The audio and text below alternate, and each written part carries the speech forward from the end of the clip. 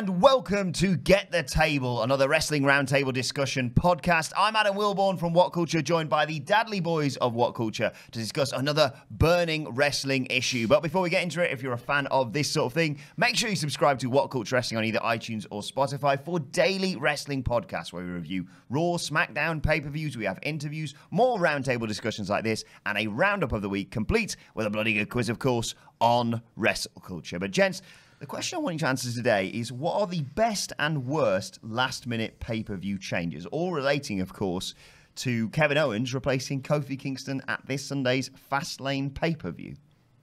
Best or worst first? You like to do worst, don't you? I think we got a lot more. I want to get best out the way. Okay, let's get best out the way.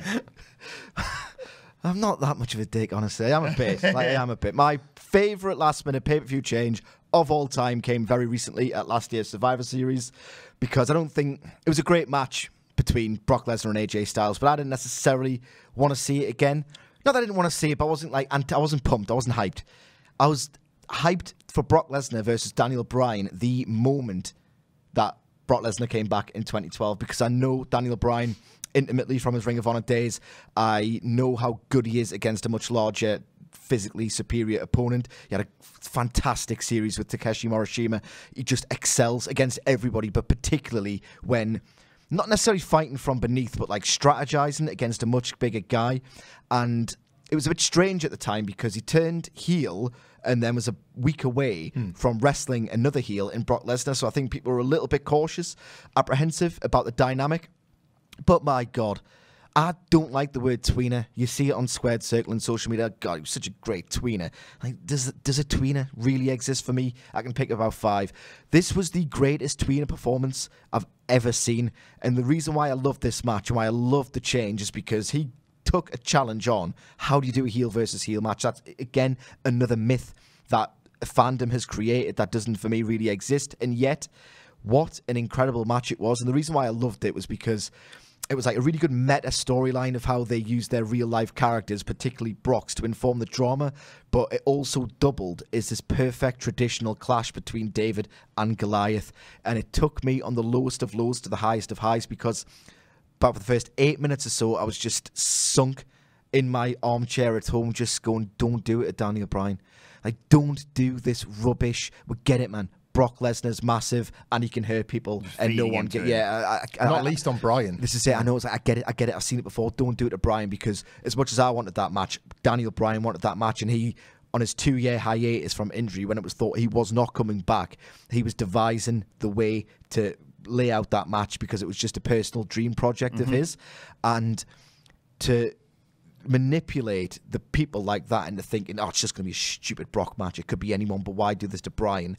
To then raise the volume and the heat and the tension and the build and the story all the way up to a level where you thought, not only could Daniel Bryan actually do this, he's doing it in the process of this perfectly seamless strategy against this guy who realistically in real life could absolutely kill him.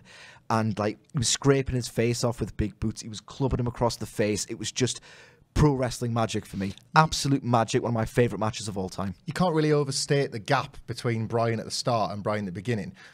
He spider walks out to the ring and he spends the first 2 or 3 minutes just walking to the outside, doesn't he, and avoiding Brock Lesnar and mocking him. There's absolutely nothing likeable about Bryan, and yet he finds a way to, as you say it, make a perfect pro wrestling conclusion, a David and Goliath conclusion, where you were begging for Brock Lesnar to tap in a situation where you haven't even given yourself 1% of doubt of who's going over in this match. And Bryan creates it. I love Daniel Bryan. I don't think even as much as Michael Sidgwick, but I think it was like an ethereal performance. That was the moment where the heel turn, all that was to him was just one more barrier to get to leap over. This wasn't this is going to ruin this being a great match. We've heard this from wrestlers before. It was like, oh, well, they took away this and they stopped us being able to do this and we couldn't do what we wanted. Bryan saw that and he thought, right, how can I make this even better than this match that I've been dreaming up all these years? Because when he was dreaming it, he was a babyface. Yeah, he was a career babyface from 2014. As we all would have fancied absolutely. That match. So all that was to him was just another obstacle. Like, right, well, I'm going to make this even better than people thought this was going to be. And I love that about him. I think you can sort of see into the mind of a wrestler sometimes. And Bryan is that guy that you don't imagine anything thrown his way is going to think be anything other than a challenge that he licks his lips over rather than dreads. Michael Hamfler, what is your favourite last-minute pay-per-view change? Well, there's an odd and slightly tragic symmetry to mine and Cedric's choices here, because I'm going with AJ Styles being added to the Survivor Series the prior year. And why I say tragic, it's because by the time that he was being replaced by Daniel Bryan, I was over the moon. He'd had the title for 360-something days, and it was, you know, on balance, quite disappointing. But when he won that title from Jinder Mahal, when he saved what felt like the WWE soul by winning that title. No, that's in Manchester. a really good way of putting it. That was how it was. It was like he was a superhero coming in to save the day. Not only was he saving that belt, not only was he saving our support as fans for this product, but Paul Heyman, the night before AJ won the title, was on Monday Night Raw, tasked with his usual sales pitch job of saying, right, I've got to get people ready for Brock versus Jinder, and he couldn't do it. His promo instead was centered around the fact that I know what you expect of me, I know that I'm the hype man, and I can't hype this fight. Brock Lesnar is going to murder Jinder Mahal. Like, I can't patronize you, the paying customer, into thinking this is going to be an even fight. So what did WWE do? They flipped the script and they put the belt on AJ the next night, and he was the perfect babyface foil for Brock at the time, because as Paul Heyman said in the post-match promo, this guy, I mean, you know, he was working AJ a little bit and he was doing his Paul Heyman shtick, but you could believe it. As a fan, I was willing to believe it. This guy is Bret, Shawn, and Ric Flair all rolled into one. This is the modern, contemporary super pro wrestler. And if any guy that isn't Brock's size, if there's not a Braun or a Roman that can stop Brock, it's a guy of his amazing ability. And the fact that, as documented on the best bits of that 365 AJ special, he'd done the same job a month earlier with Finn Balor. He'd been taken from a tour somewhere else in the world, Chile, I think it was. Chile, I think, yeah. And flown back at a day's notice because Sister Abigail had the mumps, and Finn Balor. I'll get to this. Finn Balor had forgotten his pumpkin paint.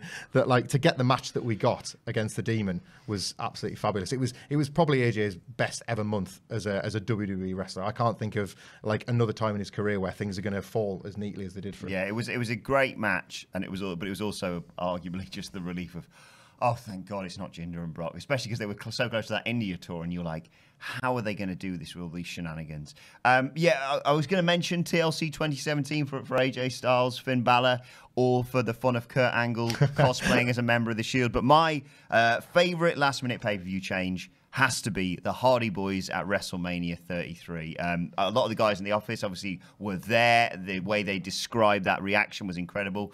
I myself was just sat at home, and obviously we'd established all the tag teams had come out for this ladder match. Out come the WrestleMania hosts the New Day, and we'd all hoped for it. We'd all heard the rumblings about what might be happening. But you, as with many things in wrestling, you don't want to get your hopes so high up that you disappoint yourself. So even when the New Day came out to announce that something else was going to change, and you pointed this out yourself. Why didn't they just give themselves a title shot? Well, yes, there was that. But you pointed out the fact that they were in their gear, and I thought, I'm not going to hope it's the Hardy Boys, because then if the New Day announced that they're going into it, because it'd be a thrilling match with any of the three members of the New Day in it, I thought, oh, this is going to get a really bad reaction if they say, we're going to be in this match as well.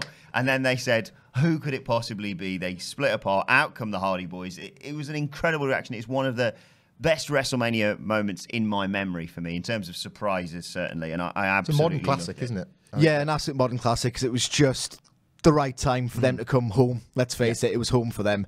And I think it was so infectious, their joy. Like, obviously the pop before we even saw them was absolutely incredible, but seeing just how happy they were to be back, especially given like their shared and individual stories to get back, it's like it was a near tragedy situation.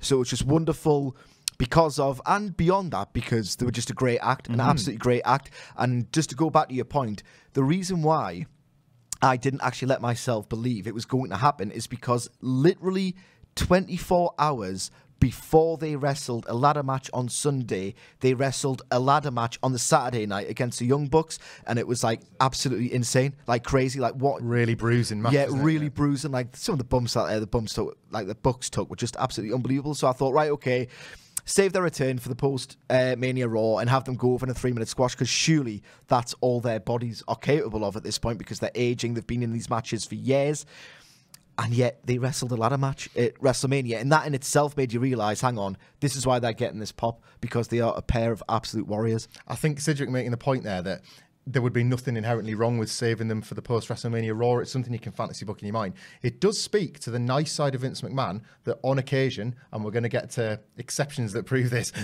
on occasion how he does that narrative about him wanting to over-deliver when something's gone wrong or someone's got injured or something like that. It does often prove true. One more positive one that me and Cedric were just talking about over the desks actually today was, you know, we're here now on the verge of Becky Lynch main event in WrestleMania against Ronda Rousey and Charlotte Flair. That's all because Nia Jax smashed her face in. But to give us Charlotte as the replacement and to then deliver the match they delivered and the finish they delivered, which was effectively the start of the storyline that we're still all living through now, was absolutely incredible. Real, genuine, earnest over-delivery. Ronda Rousey is a star on another level. You could honestly put her with a heel. You could put her with another babyface in a quote-unquote dream match that would just be as a replacement for Becky Lynch, and there wouldn't be much to complain about because Ronda's been that good. They didn't do that. They gave us another WrestleMania quality match in the form of Charlotte. We were as excited, if not more, for that. And then what they delivered in the match, there was no holding back in terms of the wrestlers themselves. WWE weren't saying, save some of your best stuff because there's more to come. They were treating this as potentially the last ever time these two would fight. And it was a fabulous, fabulous recovery from a pretty awful, dire situation on that Tuesday. When she was pulled, Twitter was in collapse over Becky Lynch not being part of that card. And all we all quickly realised was, well, there's that match for another day, but what do they do now? And I do tip my hat to Vince McMahon. That was the old promoter in him coming out and saying, how can we fix this? In time with Daniel Bryan winning that title to kind of like shore up the rest of the card, to give everybody else something else. There is occasions where he does over-deliver when things go wrong. However. Yeah, right. We've got the nice stuff out of the way. Let's talk about some of the worst last-minute pay-per-view changes. I can tell you want to start this off. Yes, I want to go back to TLC 2017, if you don't mind. Because, right, we got a really good wrestling match out of it between AJ Styles and Finn Balor, and that was all very nice, but where did it lead Finn Balor? Oh, yeah, he just got absolutely pummeled by Kane literally 24 hours later. It was like a really great match. It was really good. I wouldn't say it was really great. It was, on a principle level, it was like really actually nice promotion from Vince McMahon. Like, as you said before, like his old instincts kicked in as a promoter. I went, right, I need something really big, and this is big. And credit to AJ for flying all the way back. And they delivered something really good, but it wasn't what I wanted. It really wasn't what I wanted. I was infuriated by this particular last-minute change because we were deprived of what surely was going to be the best, worst moment in the modern history of WWE. I'm referring, of course, to Finn Balor as a pumpkin man versus Bray Wyatt in drag as your fat goth sister, Sister Abigail. That promo that someone said, all right, I've been wondering who, this is on the YouTube comments, I've been wondering for years who Sister Abigail is, and it's just a Snapchat filter, so that's great. I popped my tits off at that promo that Bray Wyatt cut as Sister Abigail, shawl over the head, modulated voice, and even though the voice is modulated, Bray Wyatt didn't have to, like, affect his cadence whatsoever. He decided to give Sister Abigail a lisp. And he referred to, and I quote, your Irish mythology books. And it's just like, you can't do, you're already being problematic enough with the drag. Like, it's 2017, you're not allowed to do this anymore. You'll get cancelled. And now he's just adding a list to the mix. So there's that one side of the locker room that thinks, God, that guy's so clever. Yeah, he's so I unique, know, this guy, isn't he? What a take he's got on pro wrestling. Almost wrestled Finn Balor in a dress. And you're trying to sell me on, oh, well, it's an AJ Styles Finn Balor dream match. I don't care. There's great wrestling everywhere. That match could be revisited down the line with a storyline. We're never getting that again. Like, people mythologize this match because it almost didn't happen. This is the match that you should be mythologizing for almost not happening because it was going to be the best. It was going to be the room of pro wrestling, and we've missed it. Room of pro wrestling. I was absolutely like incandescent with fury when I realised. Tearing me apart, Africa. I was incandescent with fury when I realised, you idiot! How could he get the mumps? How could he get the mumps on this thing? And we've lost years. We did get Kurt Angle cosplaying as a member of the Shield. That was good banter, right? That was top banter. You know, but at the same, it wasn't Bray Wyatt and drag. I'm sorry, it just wasn't. Bray Wyatt and drag. Don't pretend that we weren't going to get like pumpkin Finn Balor merchandised out the arse. There would have been Christmas Finn Balor, Easter Finn Balor, Hanukkah Finn Balor. Like Vince McMahon would have seen this themed Finn Balor and thought, Demon storyline. No, I don't care about any of that. Mate. Can you dress up like Easter, please? Like, it would have been incredible. With it, like Cedric says, imagine Thanksgiving Finn the Balor. layers of banter that were lost to this Basically match. just Joey and friends with a turkey stuck on his head. Doing the coup de grace. Right. Holiday Armadillo Demon. Oh. He's gonna get stuffed. That kind of thing. It would have been absolutely wonderful. Follow that with your worst last minute paper. I've got another one as well. Well, this feels about right because I don't think I can follow that. I think my worst last minute replacement would be greeted by you guys with nothing but sheer silence. Which feels appropriate because when you're asking Savio Vega to replace Shawn Michaels on 2 hours' notice, that's the reaction you're going to get. There's often old pay-per-views or old jokes or one-liners or Tamina Snuka promos where there's the sound of crickets that emanate following somebody saying or doing something. Savio Vega has to walk to the ring. I feel so sorry for him, man. You do. He walks to the ring to his own theme music, and somehow you can hear the silence over top of that theme music. Triple H, the cheeky get, he's done some daft stuff in his time, and we're going to get to some of that later on this podcast. But to cut a promo where he's in the ring suggesting that Savio... Look, he's the best friend of Shawn Michaels. There's a reason he carried Shawn Michaels' bags and not the Ultimate Warrior when he was there in 1996, because he knew he was hitching his wagon to the right horse, and that horse is injured, and that horse is lame, and that horse is possibly gone forever. So for him to go out in the ring and dare to ask us to believe that Savio Vega was a suitable replacement, it's like, I know some guys in a gang. Like, that was all. That was the only weapon he had going for him. They're all in gangs. It's early 1998. Each and every one of those mid-carders is in a gang. It's an 8-man tag main event. You're already in a gang against another gang. You can't use that. I mean, look, we can't blame Triple H. We can't blame Savio Vega. This is the antithesis of everything we've just said about Vince McMahon. I mean, there was knee one, though. But it was very, very carny to even imply that Shawn was going to be on that card in the run-up to... Raw was promo-heavy at the time, so you didn't need guys wrestling every week. Shawn was getting... Of course, for anyone that doesn't know, this was the bump that ended his career for 4 years. This was... He barely wrestled between... I think he might not have wrestled at all between the Royal Rumble, where he bumped onto that casket, and doing the job for Steve Austin to ensure that Austin won the belt at WrestleMania. So they were doing everything they could. And the day before the pay-per-view, this is sad stuff. Shawn was waking up and couldn't get up off the floor. It's very, very serious times for a very serious man in a very serious position. But Savio Vega is as trivial as it gets. You can't even... I would have rather had all 4 Bariquas come out. There were no rules at the time. I know. Steve Austin was bantering off 29 guys to build up to the Royal Rumble to such an extent that the only thing they put on his poster was the back of his head. Nobody else was a star other than Steve Austin, and it didn't matter as long as he was dropping guys with stunners. But yet, they dared to present Savio Vega as Shawn's equal for the night, and that's the insult. I feel so sorry for Savio Vega, man, because he... in Stone Cold Steve Austin wrestled such an incredible strap match, which you should check out if you haven't Austin seen puts it. him over in his own shooting. Yeah, absolutely. Like, that strap match is absolutely incredible. And Savio Vega was quite the worker, and we should probably remember him for that. But this just monumental act of go F yourselves, here's Savio Vega, we've already got your money. It's just reduced him to this, and it's sad. He's the forgotten footnote of what people hate about another pay-per-view, because he, as another last-minute replacement, replaced Razor Ramon at the King of the Ring 1995. Vince McMahon was already going to piss off the ECW Philadelphia crowd by making Mabel from Men on a Mission the King and eliminating Shawn in the first round. What else did he give them? He gave them 4 Savio Vega matches in one evening. So, like, this again is Vince. Maybe it's Savio Vega. Maybe Vince thinks, I've got just the guy. Maybe we're waiting for his WrestleMania moment to this day. Now, speaking of Stone Cold Steve Austin and F you, we've already got your money. It hurts. We should reference Stone Cold being replaced at Survivor Series by The Big Show. This is something that has been mentioned a million times in many lists. Of course, WWE promoted that Stone Cold would be in that triple threat match, knowing full well he was not going to be in it. I know you wanted to mention this one as well, so I feel like you might rant better about this than even I would. I've had, what year was it? 99? 99, yeah. It's 20 years. The 20-year anniversary. 20 years of hurt caused by this, because I was like 13, 14, 15 as the Attitude Era totally took hold. And pay-per-views on Sunday night, and obviously I'm a British cook, so I had to stay up late, and my mother let me stay up late to watch these things on Sunday, like really negligent stuff for my education, like really negligent stuff, Lil.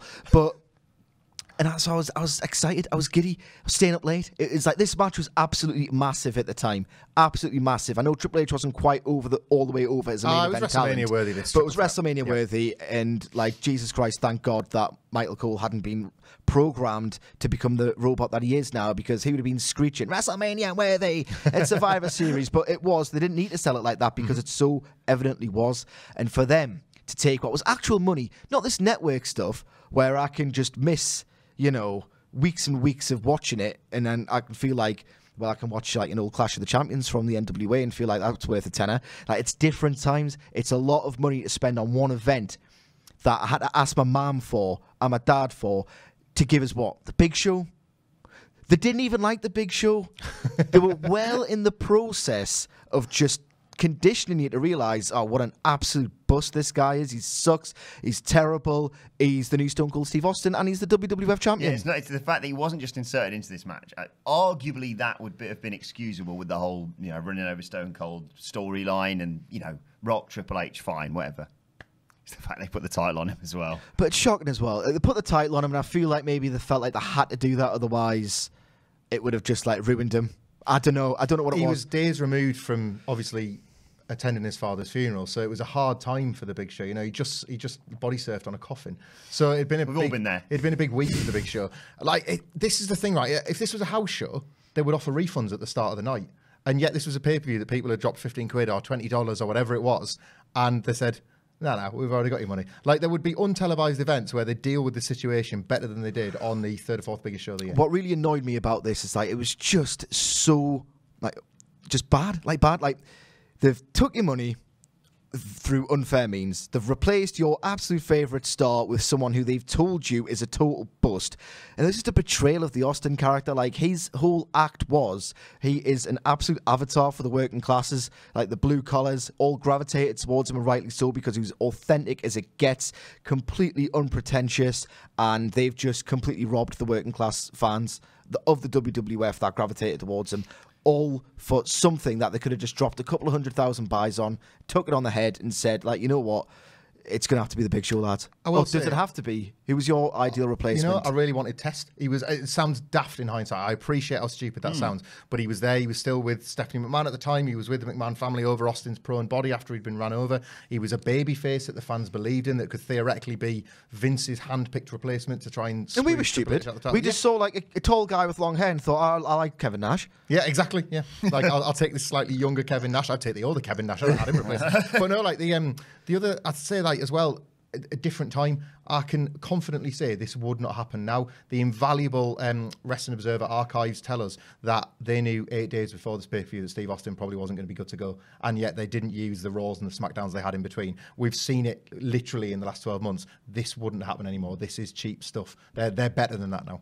Very quickly, I want to mention a few more worst last-minute pay-per-view changes. One of mine that immediately popped in my head was Hardcore Holly replacing Sabu at ECW's December to Dismember pay-per-view. I mean, it wouldn't have saved the pay-per-view, but it might have saved Paul Heyman and ECW a little bit more. Just... Apparently, he's just... having already booked the match or approved it, might I add, he on the day just went, oh, hang on, there's like 4 baby faces and 2 heels now. Who do I get rid of? All right, okay, the guy who was the lifeblood of the company, and the guy who, Sabu, was so over in 1994 that he drew so many eyeballs from the overground down to the underground to ECW, because it was like, he was an absolute sensation. You'd seen Nout like Sabu. It doesn't look real, doesn't it? It doesn't look like pro wrestling. Yeah, I know. It's like the first time I ever saw laid eyes on him, it was on a magazine. I was like, who on earth is this? I need to see who this guy is. And when you saw him, he over-delivered on that insane promise. And I know people, the narrative is that, Tommy Dreamer was the lifeblood of ECW because that's how he was portrayed. Sabu, for me, was the absolute lifeblood of that company because he was the one who made it as dangerous as they would like to believe it was in retrospect. Get rid of him. Have WWE stalwart Hardcore Holly. They should have given the belt by ECW purists. Yeah. Hardcore Holly is the type of character. And I Sparky plug-in. Don't get it twisted, right? I love Bob Holly. Yeah. Big fans at WhatCulture. Big fan of Hardcore Holly, but not on this night. No, it wasn't his. They had that, even to the fact that they had that footage of him where his back was half cut open by that match with Rob Van Dam, but they didn't think to use any of that. They didn't sort of like have him be the gutsy babyface getting in. He was Paul Heyman. He had to be a heel because it has to be that simple. 3 versus 3, good versus bad. That's how his stupid old mind works. And let's get rid of CM Punk early on. We could go into that pay-per-view a lot more. Michael Hamflett, what's your final one you want to mention here? I mean, I don't know, I don't want to be sort of too cruel to WWE sort of like injury layoffs and people like that. So, I mean, I looked at your list down here and I saw Kurt Angle joining the Shield. And I think I want to go back to that because I've reappraised how I feel about that recently. Watching Kurt Angle, Michael Sidgwick put this in my head. You described once the way that he walks out of the ring, and I've not been able to sort of take my eyes off it now. He comes over to the ring with such an arch that he looks a bit panicked and he looks a bit nervous that this one bump is going to break him. And I recently rewatched him join the Shield because I was feeling nostalgic for Shield. I thought I was never going to get again. And seeing him raise his arms, but he can't get them all the way up. And you think, oh, is that because of the flak jacket? No, it's just because of his broken body. Like, I loved watching it. And what happened around that time was that WWE thought, well, we'll throw in guys because they're big names. So there was Kurt Angle in the Shield. The week before the Survivor Series, which, if you remember the graphic at the time, was this absolute blockbuster. It was star after star, Raw versus SmackDown. Red versus Blue. Some guys from NXT. We've got Shane McMahon in there because, of course, we have. We've got John Cena making a return when he doesn't really wrestle much anymore. And then you've got the likes of Bobby Roode and Finn Balor and Samoa Joe and Jason Jordan, guys that are objectively going to get the rub from being around these stars, might even get the odd pinfall. And then 6 days before, Triple H replaces Jason Jordan with a pedigree, punches Kurt Angle, his dad, in the face and says, this team needs me. You have made an absolute mess out of this, you stupid old man. This team, which featured Braun Strowman, who ran through pretty much everyone, by the way. Braun Strowman, of course, was one of the only other guys to get over from the Survivor Series match himself, because we thought it was a bit of a sigh that we received that Triple H, kind of interjecting himself, because it's like, oh, there's the old Triple H. But, he's going into this match with all these NXT guys, so look, he wants to be the NXT dad at Survivor Series. He wants to do all his best for all those guys. No. Nah, he doesn't. He pretty much just trampled over Finn Balor. He trampled over Shinsuke Nakamura. He trampled over Bobby Roode. He trampled over even his own teammate, Kurt Angle, to then swerve turn and trample over Shane McMahon to look like he was about to trample over Braun Strowman before he was the only guy to be allowed to get any offense on him. Why was this? Because at the time, he hadn't decided who he was going to fight at WrestleMania. So we lined up about 6 opponents potentially. How many of them did he wrestle? 0 of them, because Ronda Rousey signed in January, so I thought, I'll have some of that. Thanks. Kurt Angle doesn't care. He had absolutely no designs whatsoever on going, all right, Kurt Angle demonstrably can still go, so I'll have him in a singles match. Didn't pass through his mind. He just wanted, eventuality B, C, and D. But nah, Ronda Rousey's A. Why was that entire... Anyway, the whole main event was scripted around Triple H. There's one more you wanted to mention, and it centres around Unforgiven in 2008. Yeah. Oh. What were the thinking? If you ever need any more evidence as to why CM Punk isn't best pleased with WWE. He was the World Heavyweight Champion. And let's talk about boring stuff like storyline and kayfabe and what a casual fan might think of a fighting babyface champion getting chinned backstage and then being removed from the match. Instantly you think, all right, this guy sucks. This guy obviously sucks, doesn't mean anything. It took me a little bit longer to get over as a babyface. In fact, he didn't. He had to turn heel the next year. Replace him if you're going to do something stupid and as damaging as this. Replace him with a guy who didn't get the piss beaten out of him, even worse, about 45 minutes prior. And here's a better idea. If you've got that rarest of things, right, a genuine personal grudge blood feud that can exist outside of a title picture, which is your kind of easy narrative bread and butter, don't necessarily just think, all right, okay, well, just put the title on that. It's the hottest thing going. No, it can exist and had existed brilliantly in and of itself. The whole thing was just absolutely stupid. It was a disaster, because it showed how little they thought of CM Punk that they replaced him without ever really giving him a rematch. The idea that this was somehow going to get legacy from, to a point in which they could be considered an over threat when, look at them, for Christ's sake, it was legacy. Nothing was going to get them over, not eradicating CM Punk, not eradicating Triple H even. Dreadful, dreadful stable. I guess they had to try. They didn't obviously be as cynical as we were, but this is not the way to do it. And this is not on the wrestlers, I should point out. Yeah. Randy Orton was the guy positioned to do that, and this is not on any of them. This was a complete misread of all of the characters involved and how they were supposed to play their parts. At a time when, to be fair, there was still so many actual stars around that Vince didn't really care about the ones that weren't quite there yet. Again, I'd like to think you wouldn't get this now because they need to be slightly more protective, especially in a period of time like September. They need to be a little bit more protective of the full-timers because they haven't got a well that they can go to like they did back then. Yeah. Well, there's plenty more I'm sure we can go into, and we will do so at another later date. But let us know your best and worst last-minute pay-per-view changes in the comment section below, or on Twitter at WhatCultureWWE. You can tweet at us. You can also follow all three of us on Twitter. You can follow Michael Sidgwick at Sidgwick. Follow Michael Hamflett at Michael Hamflett. You can follow me at Adam Wilborn. You can follow our lovely editor at EditChrisEdit. Cheers, Chris. Thanks, Chris. Thanks, Chris. You can follow us all, as I said, at WhatCultureWWE. Make sure you subscribe to What Culture Wrestling on either iTunes or Spotify for daily wrestling podcasts. My thanks to the Dudley Boys. Thank you for watching, and we will see you soon.